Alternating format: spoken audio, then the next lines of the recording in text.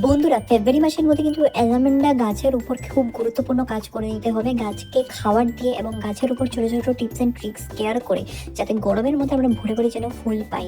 ফেব্রুয়ারি হলো এমন একটা মাস, যেই মাসটা কিন্তু অ্যালামেন্ডা গাছ অ্যাক্টিভ মুডে চলে আসে। যদি গাছ অ্যাক্টিভ থাকে অবশ্যই গাছ কিন্তু গরমের মধ্যে ফুল ভরে ভরে দেবে। আর শীতের মধ্যে কিন্তু গাছগুলো ডরমেন্সিতে ছিল, গাছগুলো ঘুমিয়েছিল, তার জন্য কিন্তু কোনো ফুলের দেখা নেই, গাছের মধ্যে কোনো গ্রোথ নেই।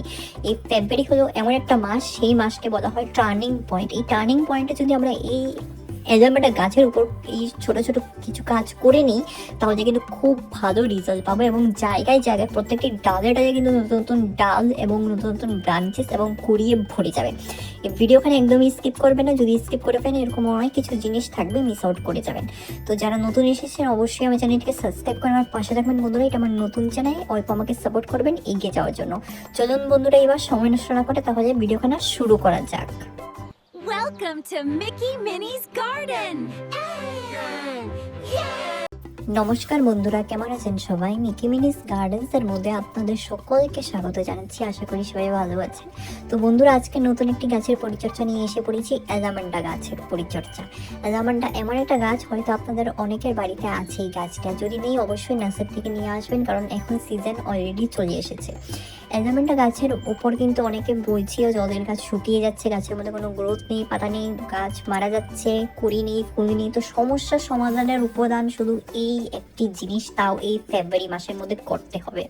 এখানে দেখতেই পাচ্ছেন আমার গাছগুলোর মধ্যে খুব সুন্দর গ্রোথ হচ্ছে, পাতাও দেখেন টকটকে সবুজ হয়ে আছে, আর ডাল দেখেন খুব সুন্দর, কিন্তু ডালও কিন্তু হচ্ছে।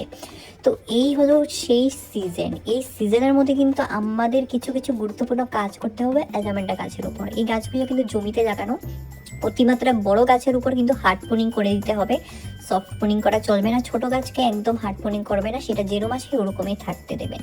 এগুলো যদি টাবের মধ্যে থাকে তাহলে একই পরিচর্যা। আর এই গাছগুলো দেখতেই পাচ্ছেন, এগুলো জমিতে লাগানো। আর অ্যালামান্ডা কিন্তু খুবই রৌদ্র ভালোবাসে, যেই জায়গাতে রৌদ্র না পড়ে তাহলে কিন্তু কোনো ফুল, কোনো পাতা হবে না গাছের মধ্যে, ডালও বেরোবে না। রৌদ্র যেন গাছের উপর পড়ে, সেই জিনিসটা আপনারা লক্ষ্য রাখবেন। আর অ্যালামান্ডা গাছ কিন্তু প্রায় 2-3 মাস ঘুমিয়েছিল ডরমেন্সির কারণে। তো এই যে জানুয়ারি অবধি কিন্তু অ্যালামান্ডা গাছগুলো ডরমেন্সিতে ছিল, এই ফেব্রুয়ারি থেকে কিন্তু গাছগুলো কিন্তু অ্যাক্টিভ মোডে চলে এসেছে। এই সময়ে কিন্তু আমাদের অ্যাক্টিভ মুডকে আরও বুস্ট করে নিতে হবে, যাতে গাছের মধ্যে আমরা খুব সুন্দর গ্রোথ পাই এবং কিন্তু ফেব্রুয়ারির শেষ থেকে কিন্তু গাছের মধ্যে আমরা কুড়ি দেখা পাই। এই টোটকা আজকে করতে হবে।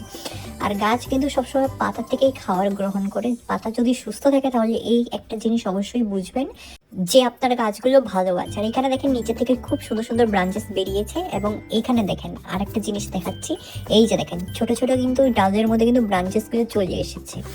তো আমি কিন্তু প্রায় 15 দিন আগে একটা খাবার দিয়েছিলাম, তো সেই খাবারটা কিন্তু আমি আবার রিপিট করার আগে এরকম চেক করবেন যেন গাছের মধ্যে হলুদ পাতা না থাকে, কারণ এই যে অতিমাত্রা ঠান্ডার কারণে কিন্তু গাছের পাতা হলুদ হয়ে সমস্ত ডাল না মানে ফাঁকা হয়ে যায়। তার কারণে অনেকে টেনশন করে, একদমই টেনশন নেবে না, এটা কমন সিজনের জন্য হয়ে থাকে।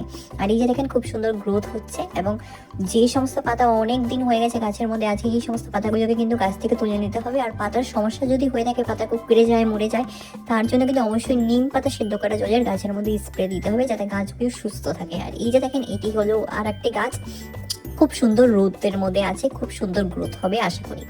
তো বন্ধুরা, এখানে কিন্তু বিভিন্ন কালারের অ্যালামান্ডা গাছ আছে, একটা লাল রঙের, খয়েরি রঙের, হলুদ রঙের, তারপর অরেঞ্জ রঙের, এরকম বিভিন্ন রঙের আছে। আর এইখানে দেখেন এই সমস্ত ডালের মধ্যে কিন্তু ছোট ছোট গ্রোথ অলরেডি চলে এসেছে। তো কাটিং থেকে কিন্তু খুব সহজে আপনারা চারা তৈরি করতে পারবেন। তো চলুন এবার কি খাবার এই সিজনে আমরা দিতে পারবো, এই যে জিনিসটা দেখে নিন।